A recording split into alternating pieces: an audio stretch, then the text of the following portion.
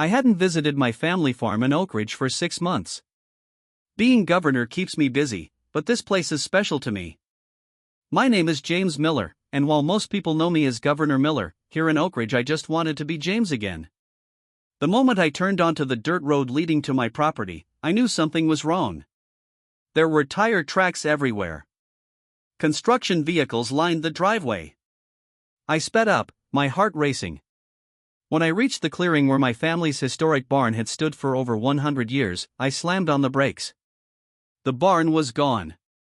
Completely gone. In its place was a half-finished parking lot. Workers in orange vests were pouring concrete while bulldozers pushed piles of splintered wood, all that remained of my grandfather's barn. I jumped out of my truck, barely remembering to put it in park. "What the hell is going on here?" I shouted at the nearest worker. A woman in a tailored suit walked over, clipboard in hand. "Can I help you?" she asked with a practiced smile. "Who authorized this?" "This is private property." "I'm Margaret Wilson, president of the Pine Creek Homeowners Association." "And you are?" "James Miller. I own this property." Her smile didn't falter. "Ah, Mr. Miller. We sent several notices about this community improvement project.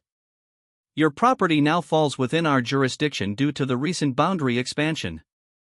"I never received any notices. And I never agreed to join your HOA." Margaret's smile tightened. "All the paperwork is filed correctly. If you have concerns, you can take them up at next month's meeting." She had no idea who I really was. And she was about to learn that demolishing the wrong person's barn was the biggest mistake of her life.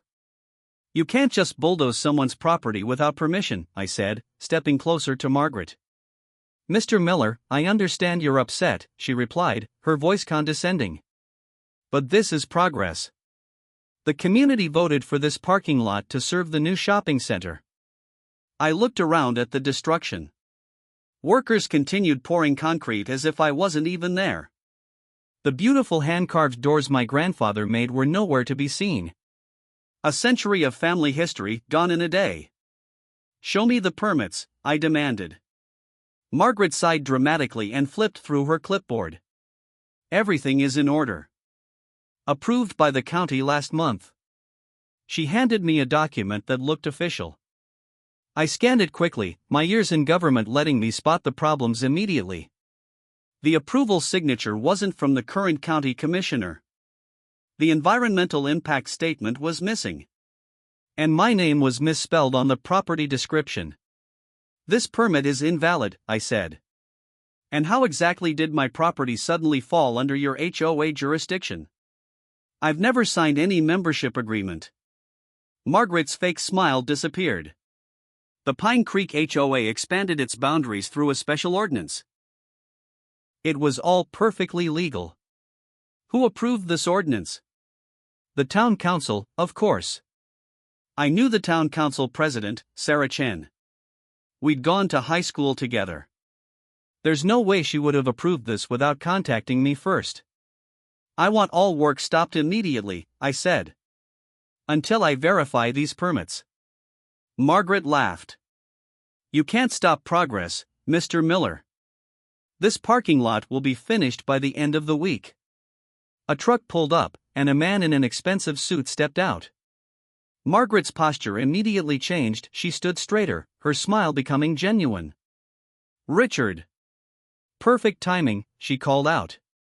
The man walked over, eyeing me suspiciously. "Is there a problem?" he asked Margaret. "Just the property owner being difficult about the project," she replied. "Mr. Miller, this is my husband, Richard Wilson. He's the developer of Oak Ridge Marketplace, which this parking lot will serve." That explained a lot. Margaret wasn't just being a power-hungry HOA president, she had a financial interest in stealing my land. Richard extended his hand. I didn't take it.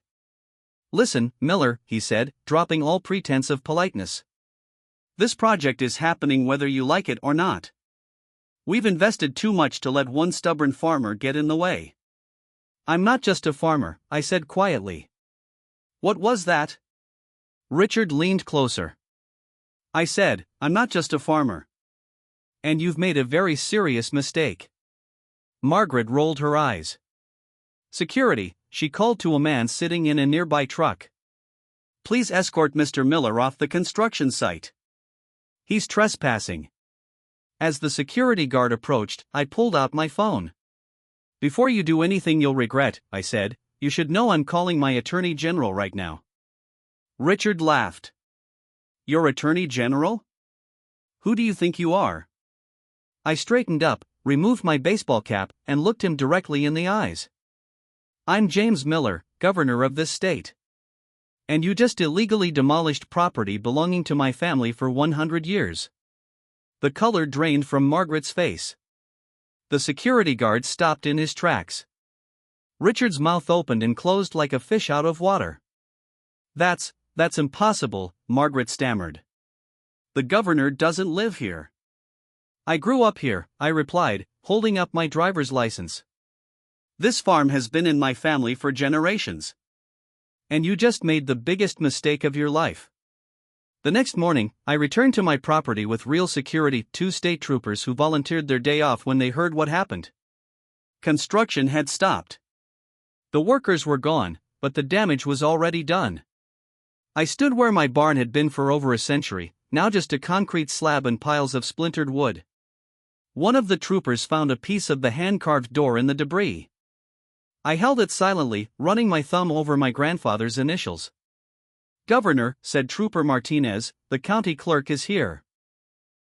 Susan Huang, the county records administrator, hurried over with a thick folder. Governor Miller, I've been reviewing the permits for this project, she said, opening the folder. They're completely fraudulent.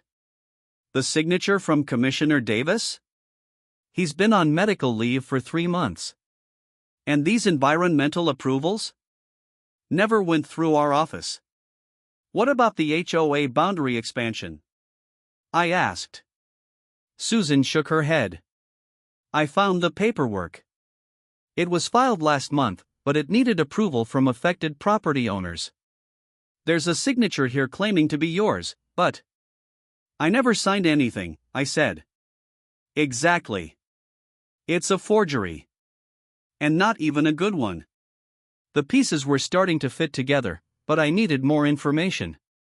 I spent the rest of the day talking to neighbors.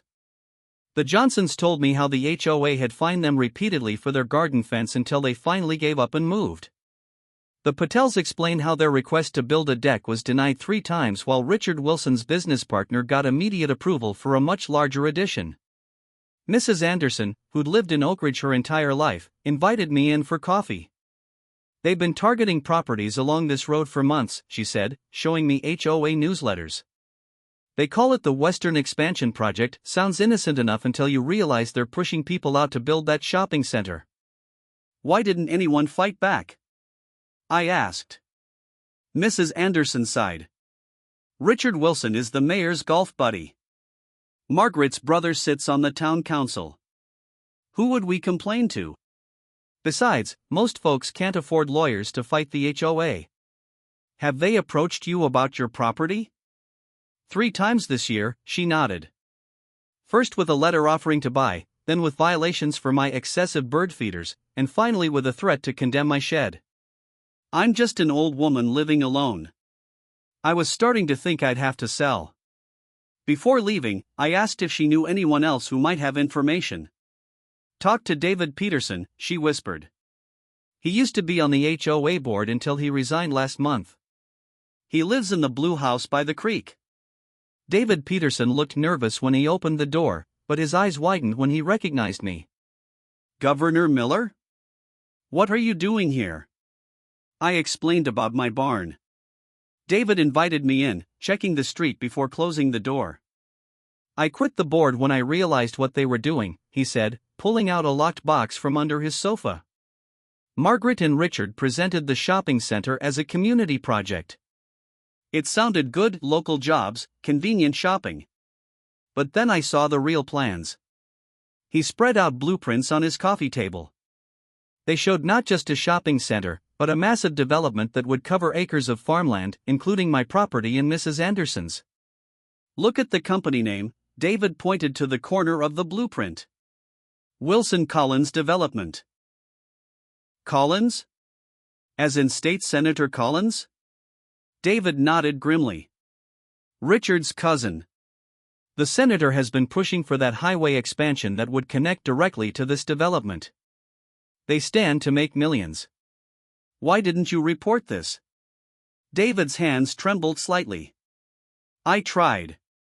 The day after I spoke to someone at the county ethics office, my house was broken into. Nothing was taken, but my HOA files were scattered everywhere. The message was clear. I took photos of everything and thanked David for his courage. Will you help us fight them? He asked as I left. I'm going to do more than fight, I promised. I'm going to make sure they never do this to anyone else. On my drive back to the farm, I called my chief of staff. Janet, I need the state attorney general, the head of the Environmental Protection Division, and someone from the FBI's Public Corruption Unit. And get me everything we have on Senator Collins' connection to development projects in Oak Ridge County. What's going on, Governor? Janet asked. I just found my next big fight, I replied, looking at the empty space where my barn had stood. And it starts right here at home. Word spreads fast in a small town. By the next morning, my presence in Oak Ridge was no longer a secret. I woke up to find 3 news vans parked at the end of my driveway. Governor Miller. Is it true the HOA illegally demolished your property? Called a reporter as I stepped onto my porch. I was about to respond when I noticed something more important, a group of about 20 locals gathering near what used to be my barn. These weren't reporters. They were my neighbors. I walked over to them, ignoring the cameras following me. Governor Miller, said a man I recognized as the owner of the local hardware store. We came to help. What the HOA did isn't right. Mrs. Anderson was there too, along with families I'd spoken with yesterday. Even people I hadn't met yet had come, carrying coffee thermoses and work gloves. We can't bring back your barn today, said Mr. Jensen, a retired carpenter. But we can help clean up this mess and save what can be saved. I was speechless for a moment. In politics, you get used to people wanting things from you. This was different. This was community. Thank you, I finally managed. This means more than you know. As people began sorting through the debris, a black SUV pulled up. Margaret and Richard Wilson stepped out, along with a man in an expensive suit I didn't recognize. Governor Miller, called Margaret, her tone completely different from yesterday, respectful, almost fearful. We need to talk. The crowd grew quiet, watching. I believe we already talked yesterday, Mrs. Wilson, I replied loudly enough for everyone to hear. Right before you called security to remove me from my own property. Richard stepped forward. There's been a terrible misunderstanding. If we had known this was your farm. So it's only a problem because I'm the governor? I interrupted. It would have been fine to destroy anyone else's property without permission? The man in the suit stepped forward. Governor Miller, I'm Lawrence Davis, attorney for Pine Creek HOA. We'd like to discuss a settlement. A settlement?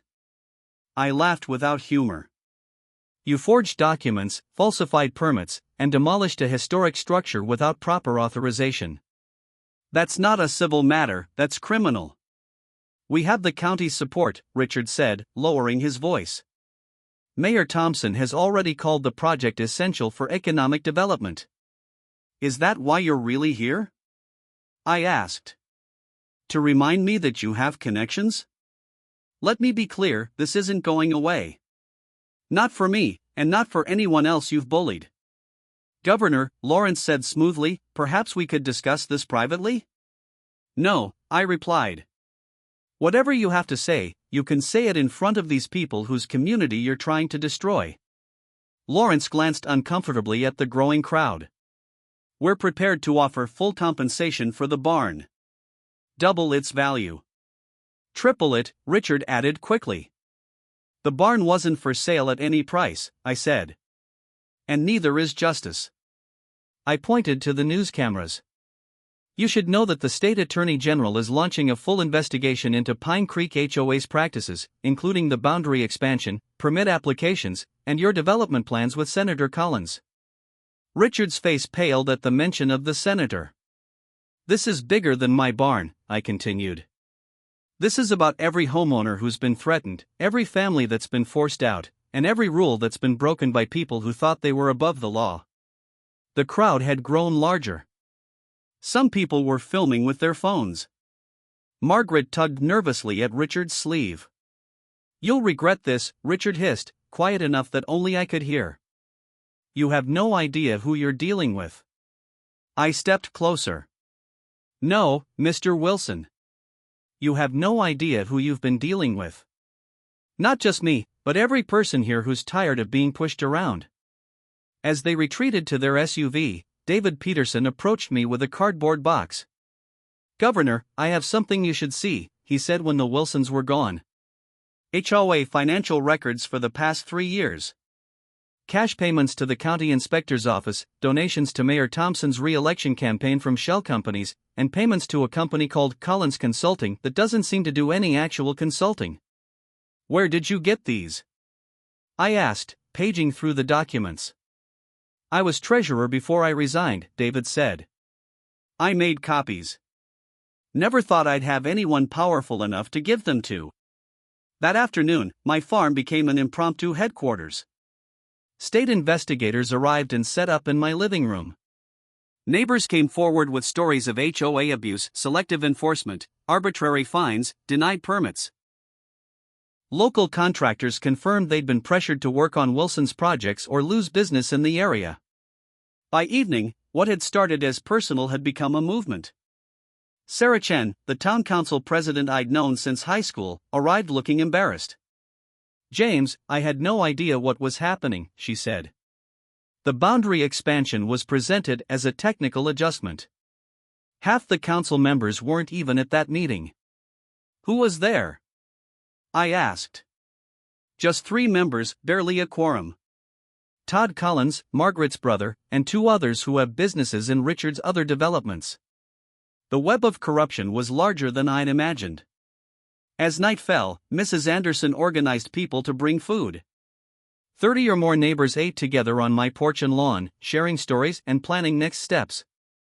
For the first time since discovering my demolished barn, I felt something positive growing from the destruction. My phone rang. Janet, my chief of staff. Governor, you're all over the news, she said. And the Attorney General found something interesting about Senator Collins. He introduced legislation last year specifically exempting community enhancement projects from certain environmental reviews. The language matches exactly what's in the HOA documents. Keep digging, I told her. This is just the beginning. As the impromptu gathering wound down, Mr. Jensen approached me with a weathered piece of wood.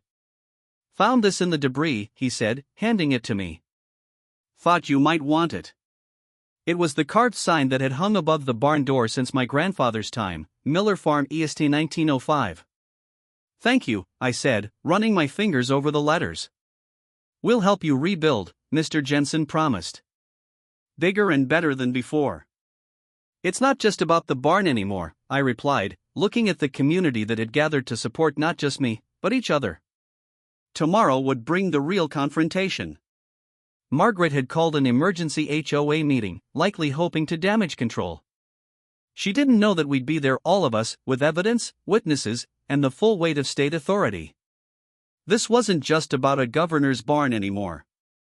It was about standing up to bullies who thought their connections made them untouchable. And we were just getting started. The Pine Creek Community Center was packed. Usually, HOA meetings attracted 10 people at most, but tonight every seat was filled, with more residents standing along the walls. News cameras lined the back of the room. I sat in the last row, wearing a simple button-down shirt instead of my usual suit. Most people knew I was there, but I wanted Margaret and Richard to see me as just another resident they'd have to face. At exactly 7 p.m., Margaret Wilson strode in, followed by Richard and their attorney. Her confident smile faltered slightly when she saw the crowd. Thank you all for coming, she began, tapping the microphone. This emergency meeting is to address rumors and misinformation circulating about Pine Creek HOA's community enhancement project. Richard stood beside her, scanning the room until his eyes found mine. His jaw tightened. Before we begin, Margaret continued, I want to clarify that all our actions have been completely legal and designed to benefit this community. The unfortunate situation with one particular property has been grossly exaggerated. My barn wasn't one particular property, I called out, standing up. It was my family's heritage, demolished without permission based on fraudulent documents. Margaret's practiced smile returned. Governor Miller, we've already reached out to discuss compensation. This isn't about compensation, I interrupted, walking toward the front. It's about corruption. The room grew completely silent.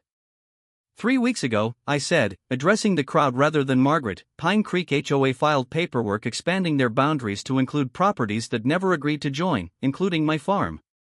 I held up copies of the documents. The signatures on these papers are forged. The permits for demolition are falsified. And the real purpose of seizing this land was never for community enhancement. I nodded to David Peterson, who projected a slide onto the wall, the secret development plans showing the massive commercial complex. This is what they didn't want you to see, I continued. A private development that would make the Wilsons and their partner, State Senator Collins, millions of dollars while destroying farmland and historic properties. Richard stepped forward. These accusations are outrageous. We have proper authorization for every aspect of this project. Really? I pulled out more documents. These financial records show payments from Pine Creek HOA to county officials. They show donations to political campaigns through shell companies. They show a pattern of corruption that goes far beyond my barn. Lawrence Davis, their attorney, rushed to the microphone.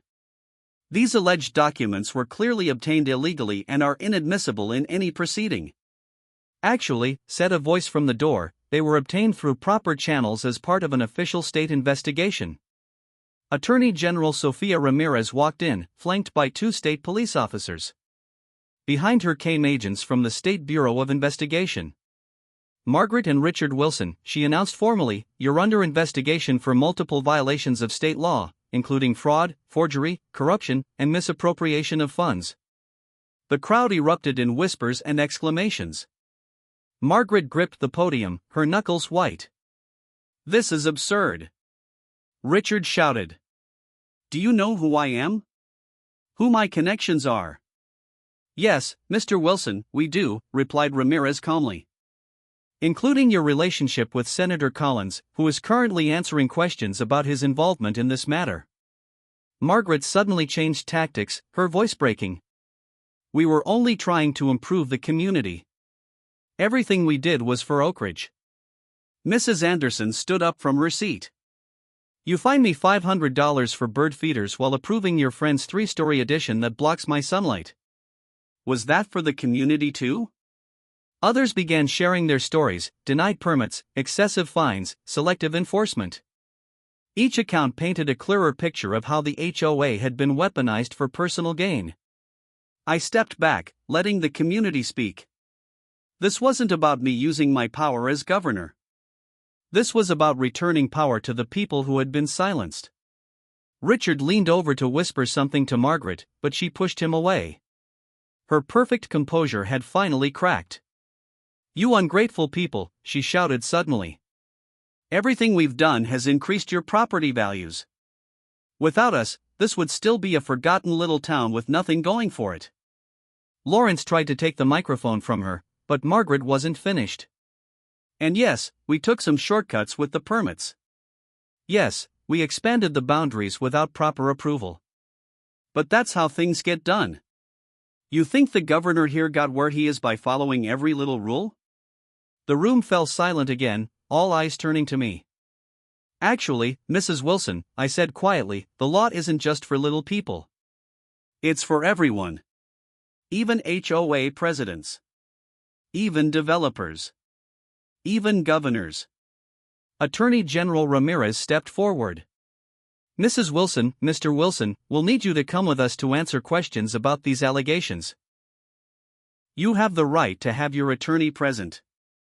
As they were escorted out, Richard turned to glare at me one last time.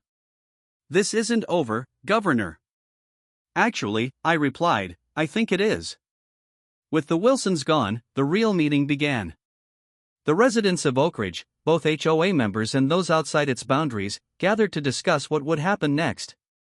Sarah Chen, the town council president, promised a full review of all zoning changes and permit approvals from the past year. The meeting lasted well past midnight, with plans formed for a community oversight committee and a transparent process for selecting new HOA leadership. As I finally headed home, David Peterson walked with me to my car. "You know they still have powerful friends," he warned. "Senator Collins won't go down easily." "I'm counting on that," I replied. "Because this isn't just about Oak Ridge anymore. This is about HOAs across the state that have forgotten they answer to homeowners, not developers." I looked back at the community center, where neighbors who had barely spoken to each other before were now exchanging phone numbers and making plans. "Sometimes," I said, "it takes losing something important to realize what needs to change." David nodded. "They picked the wrong barn to demolish." "They sure did," I agreed. "And they're about to find out just how wrong." The state courthouse in Oak Ridge had never seen such a crowd. Every seat was filled, with dozens more people standing along the walls. 3 months had passed since that confrontation at the HOA meeting, and today was the culmination of everything we'd fought for. I sat in the front row, not as the governor but as James Miller, property owner and victim. Behind me sat neighbors, community members, and others who'd suffered under the Pine Creek HOA regime. The bailiff called for all to rise as Judge Eleanor Washington entered. Known for her no-nonsense approach, she surveyed the packed courtroom with a raised eyebrow. "Be seated," she said. "We're here for sentencing in the case of State v. Wilson et al." Margaret and Richard Wilson sat at the defendant's table, both dressed conservatively, their previous arrogance replaced by practiced humility. Their attorney whispered something to Margaret, who nodded tightly. The investigation had uncovered far more than we initially suspected. Financial records revealed systematic fraud going back 5 years. Environmental reports had been falsified to hide contamination from previous Wilson developments. 6 county officials had already pleaded guilty to accepting bribes. But the most damning evidence came from Margaret's own computer emails explicitly discussing how to target properties they wanted, including mine. "Before I announce my decision," Judge Washington said, "would any of the defendants like to address the court?" Richard Wilson stood. "Your Honor, I take full responsibility for my actions. I allowed ambition to cloud my judgment.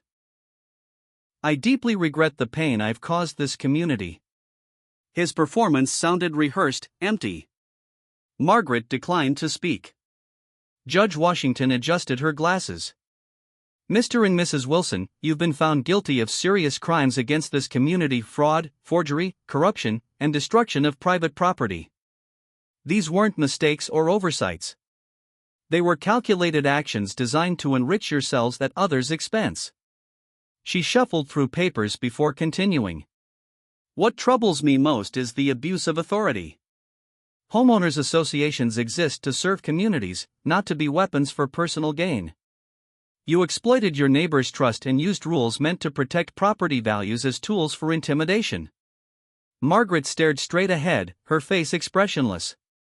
"Therefore," the judge continued, "I sentence Richard Wilson to 8 years in state prison, with possibility of parole after 5 years. Margaret Wilson, as president of Pine Creek HOA and the primary architect of this scheme, I sentence you to 10 years, with possibility of parole after 7. A murmur ran through the courtroom. The Wilsons' attorney immediately began arguing for reduced sentences, but Judge Washington wasn't finished. "Additionally, you will make full restitution to all affected property owners, beginning with the complete cost of rebuilding the Miller barn according to historical specifications. All properties illegally acquired through your scheme will be returned to their rightful owners." She looked directly at me for a moment before continuing. "Finally, neither of you may serve in any homeowners association or real estate development capacity for the remainder of your lives." As the Wilsons were led away, I felt a complicated mix of emotions. This wasn't celebration, too much had been lost. But it was justice, not just for me but for everyone who'd been bullied by people who thought their connections made them untouchable. Outside the courthouse, reporters clamored for statements. As governor, I'd given countless press conferences, but this was different. Today isn't about me or my barn, I told them. It's about restoring the rule of law and ensuring that no homeowner in our state has to fear abuse of power. What happened in Oak Ridge exposed a gap in our laws that allowed HOAs to operate with insufficient oversight. A reporter raised her hand. Governor Miller, what about Senator Collins? Will he face charges for his role in the scheme? The investigation is ongoing, I replied. But I can confirm that evidence has been presented to a grand jury regarding his involvement. Another asked, will you be rebuilding your barn? Yes, I smiled. In fact, we started yesterday. I didn't mention that over 50 neighbors had shown up with tools and materials, or that Mr. Jensen had drawn up plans based on photographs of the original structure. Some things weren't for press releases. 3 days later, I stood in the state capitol to sign the Homeowner Protection Act. The comprehensive legislation limited HOA powers, required transparency in all financial dealings, mandated proper notification for rule changes, and created a state oversight board to investigate complaints. This bill isn't just about restraining bad actors, I said at the signing ceremony. It's about restoring the original purpose of homeowners associations to help communities thrive through cooperation, not coercion. I'd invited Mrs. Anderson and other Oak Ridge residents to witness the signing. David Peterson handed me the pen. Never thought my HOA treasurer experience would lead to this, he said with a smile. Sometimes the worst situations create the best opportunities for change, I replied. That evening, I returned to Oak Ridge to check on the barn's progress.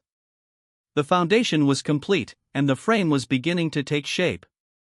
It would be larger than the original, with space for community events and a small museum about local farming history. As I watched the sunset paint the new wooden beams golden, Sarah Chin joined me. The State Oversight Committee approved our new HOA bylaws today, she said. Complete transparency, term limits for board members, and proper voting procedures for all decisions. Who's the new president? I asked. Mrs. Anderson, Sarah laughed. No one dared run against her. I smiled, imagining the formidable woman keeping everything in perfect order. The town council also voted to create a historic preservation district for all the old farms in the area, Sarah continued. No developer can touch them now without extensive review. The sound of hammers and saws filled the air as volunteers worked into the evening. This wasn't just my barn anymore, it had become a symbol of community resilience.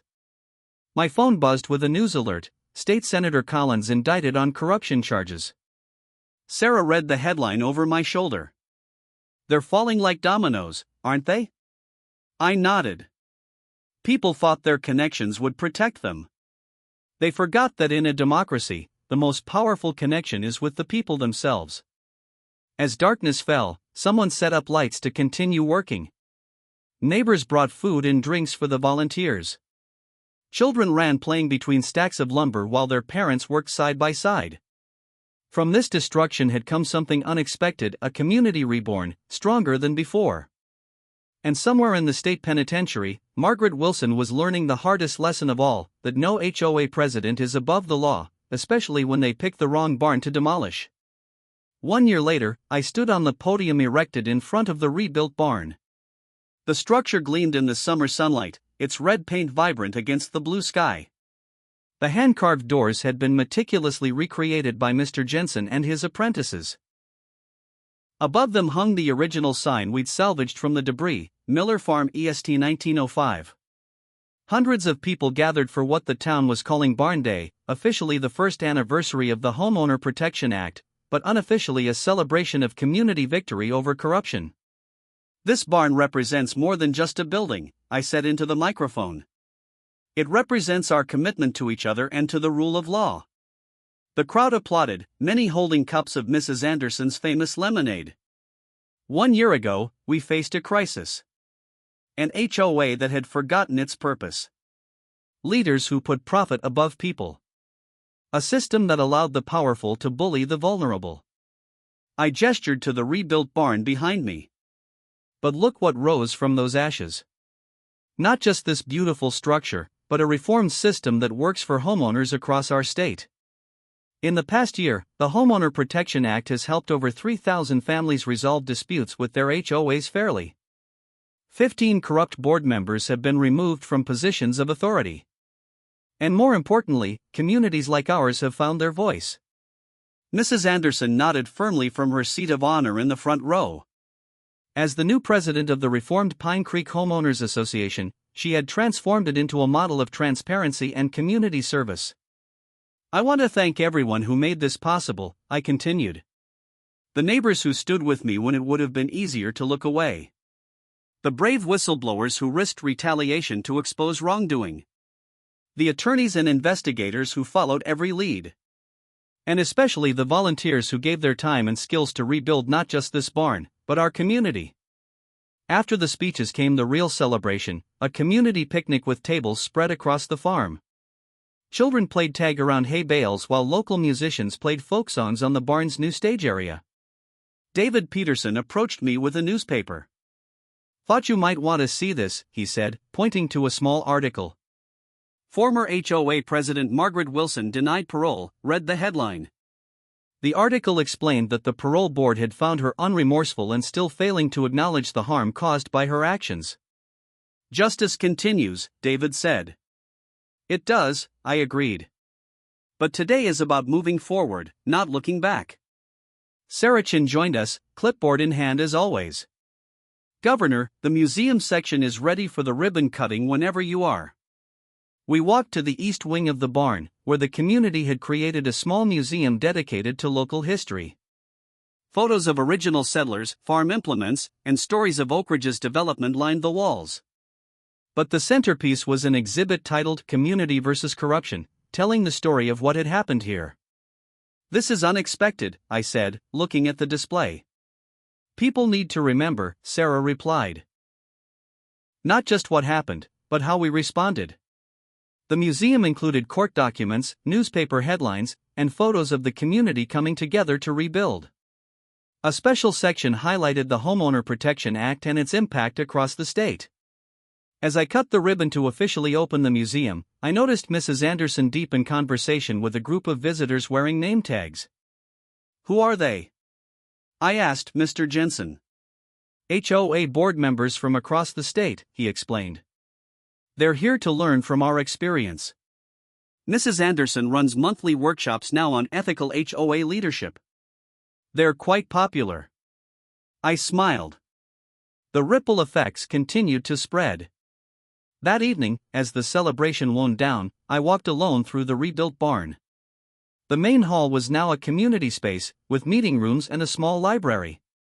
The historical details had been preserved, height marks on the central post, antique farm tools on display, even recreations of my grandfather's workbench.